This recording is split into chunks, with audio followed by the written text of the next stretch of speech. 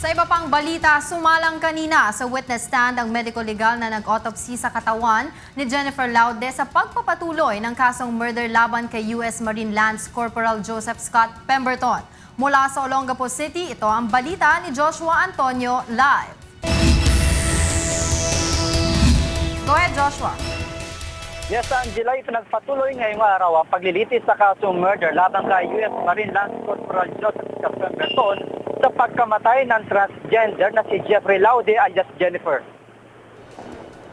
Kanina ay dumating din si Pemberton sa naturang pagdinig.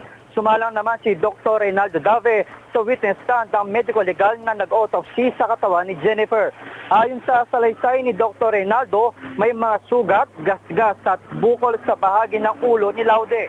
Posible ring sinakal ng maigpit si Jennifer batay sa sugat na nakita sa leeg nito at pamamaga ng kanyang lalamunan.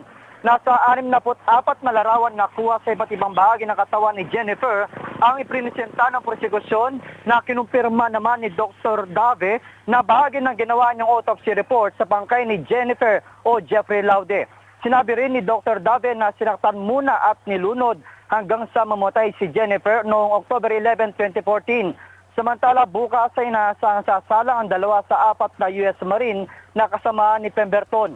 Ito ay sina Lance Corporal Jairin Rose at si Corporal Christopher Miller. Sa susunod na pagdinig naman sa Lunes ay sasalang sina Lance Corporal Bennett Eric Dahl at si Corporal Daniel Fabian Pulido. Angela, ang 3 U.S. Marine na ito ay kasama ni Pemberton na bumaba sa barko nang bigyan sila ng liberty time noong gabi ng October 11, 2014.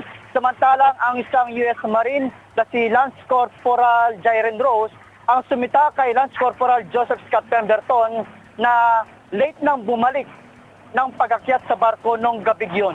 At yan muna balita mula dito sa Olongapo. Balik sa iyo, Angela. Maraming salamat, Joshua Antonio, live na nagulat mula sa Olongapo City.